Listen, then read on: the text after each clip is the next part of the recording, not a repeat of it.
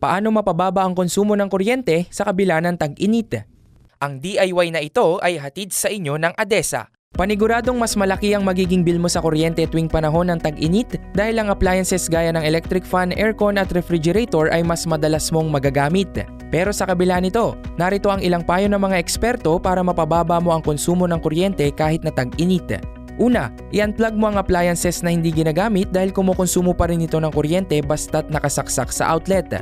Ikalawa, gumamit ka ng compact fluorescent lamps o LED lights.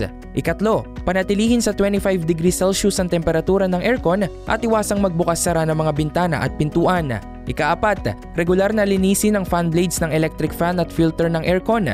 At ikalima, i-defrost mo naman ang refrigerator kung makapal na ang yelo nito. Gets mo ba? Sige nga, do it yourself! Wishing is Snowy is here at last. Yan ang delivery bilis ni ADESA. Installment approved bilis na, 0% interest pa up to 12 months.